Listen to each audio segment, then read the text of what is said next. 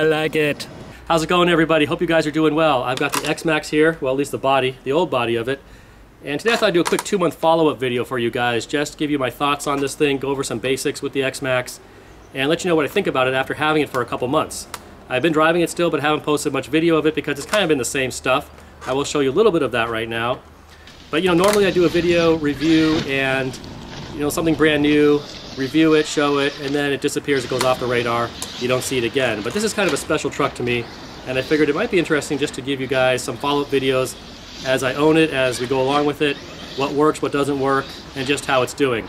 So you can see this is the old body right here, and it's pretty much trashed at this point. I drove this truck pretty hard, and the thought all along was basically I'm going to wreck this body and then just do a new body for it, and then I'll probably wreck that body and do a new body for it. But I don't mind doing the bodies. It's kind of fun for me to do them, so I wasn't too worried about destroying this thing.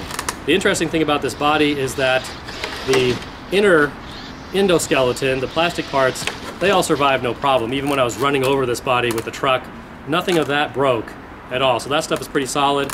This body, though, is pretty much trash at this point, and actually put up to a lot of abuse. I landed this thing a lot on the roof, on the back, on the front. Eventually that started to crumple the back.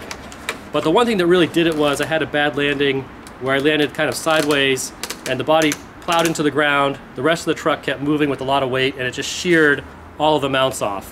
And once the mounts were sheared off, it was at that point you'd have to glue it, duct tape it, and otherwise somehow repair it. And I kept doing that for a while until I eventually got tired of duct taping it and decided just to go ahead and get the new body. So I got a new stock body and painted it up yesterday, so it's all done and all ready to go. So what I've been doing to the stock body is basically this. Over and over and over again.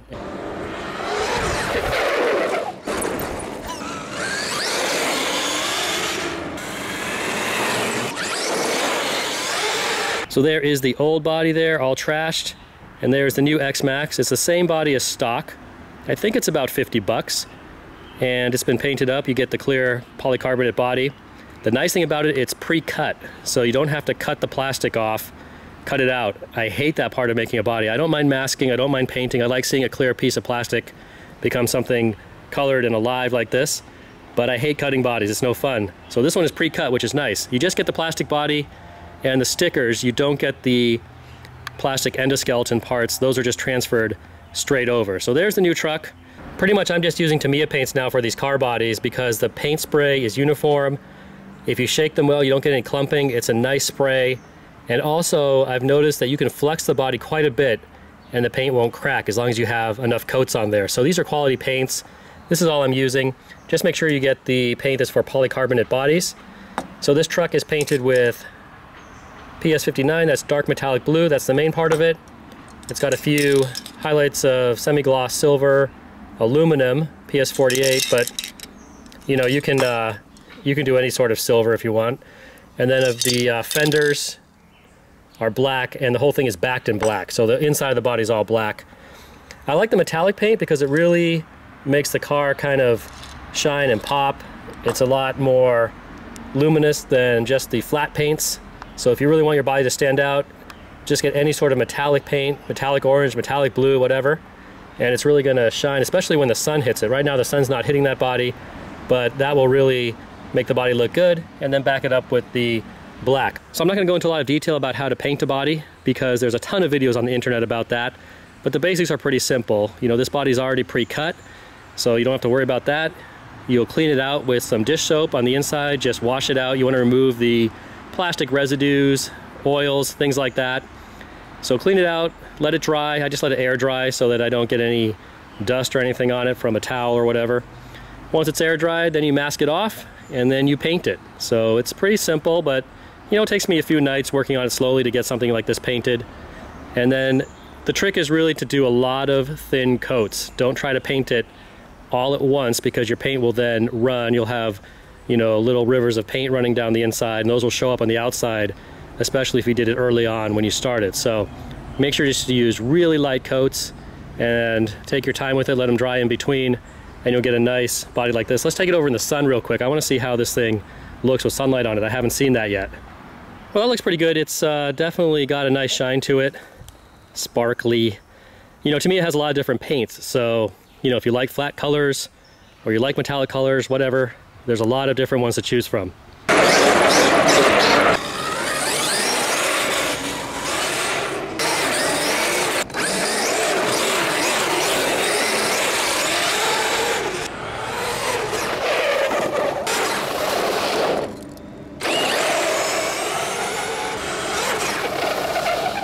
So guys, here's the only part I've broken on this chassis with all this bashing, and this is a little bumper support piece that goes on the back, between the back bumper and the chassis. You can see it's fractured right there. It's also bent. I did a lot of landing on the nose and on the back end of this truck, and it's held up pretty well. The wheelie bar hasn't broken, which is surprising, but this one piece broke. It's been replaced. It's about 5 minutes to replace it. It's very easy. It's a cheap part, and that's it for the chassis. Everything else is solid. Suspension is solid. Nothing else is broken. You guys may remember I did have some issues with thermal shutdown on the ESC.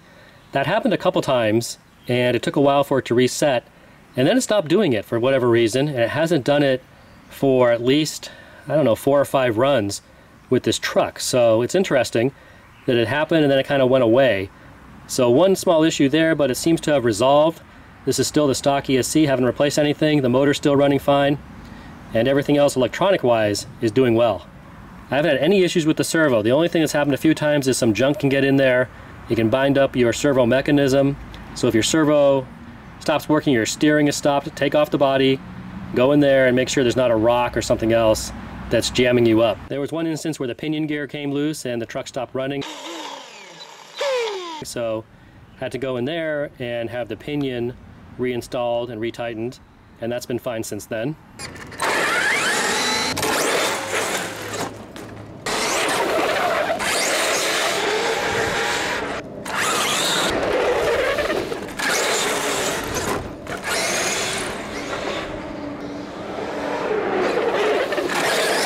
I do have some new wheels and tires on the truck as well.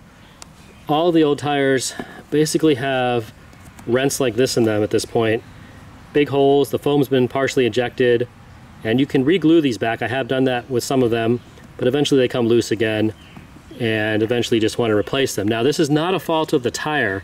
It's not a weakness in the tire. I drove this truck through a lot of wood chips, and not just the nice, fluffy, small wood chips, but a lot of nasty Ginsu knife big wood chips, which basically just slashed up these tires. So it's a problem of where I drove the truck. I'm done driving it through those wood chips. I'm not going to do that again.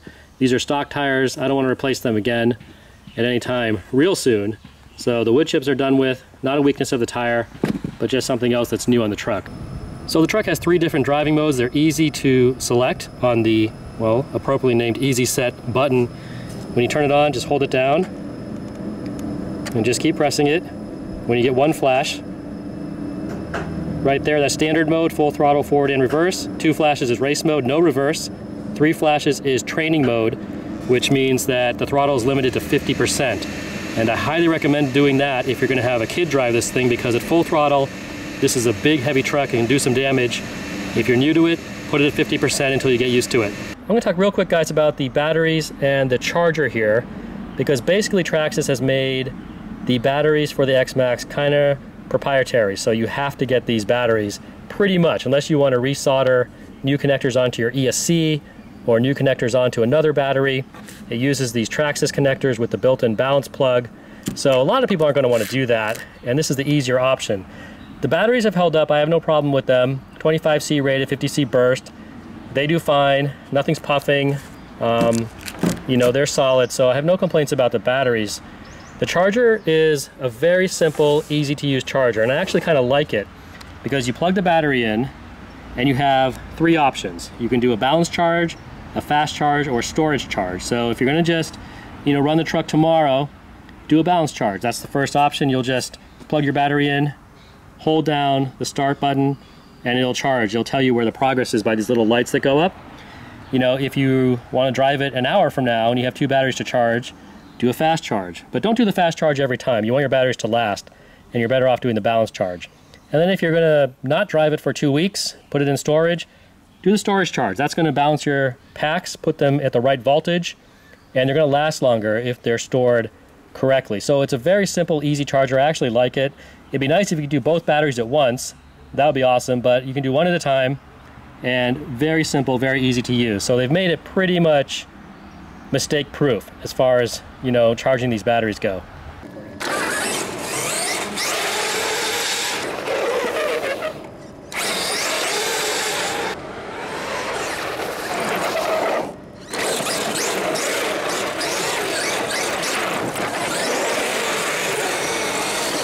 To me, this thing is plenty fast.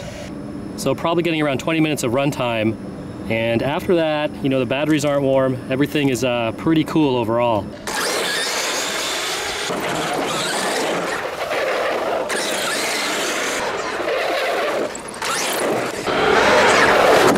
All right, well, there is an update on the X-Maxx, guys. 2 months of owning it, where it stands right now. And, you know, maybe I'll do this again sometime, give you guys an update on it so you get an idea of what it's like to own one of these, what you can expect, what issues might come up. And, you know, I'm planning on keeping it, so I can do that. I really do like this truck. It's a lot of fun. I do realize that Traxxas and the X-Maxx in particular can result in a lot of different opinions. Everything from it's the best truck ever, don't ever say anything bad about it, all the way to Traxxas is complete trash, the truck is plastic garbage, and it's just burned in a pit. And, you know, I think the truth really is somewhere in between there. There's no doubt that Traxxas is an expensive brand. You have to accept that you're going to spend a lot of money. And let's face it, this truck is expensive. You could buy a used car for the same amount of money and drive yourself around town. There aren't a lot of options for electric monster trucks this size, and there's no question this completely blows away any 10 scale truck that I've ever had. I'm completely happy with this. I've been having a lot of fun with it, and for me it's got plenty of torque, plenty of speed. You know, I don't need to go 100 miles an hour. I take it to the park and bash it around. I have a good time, and it's fast enough for me. Now, it may not be fast enough for you, and that's just fine. You may be looking for something a little different. Anyway, like I said, I think the truth is somewhere in between there. I think Traxxas does make good stuff. This is definitely a solid, durable truck in my opinion. But things will break, things will go wrong. Anytime you do bash a truck around, that's going to happen. So if you have a different opinion, feel free to post it below. That's always good. I'm always happy to hear other people's opinions. And that's it for this update, guys. I will see you next time.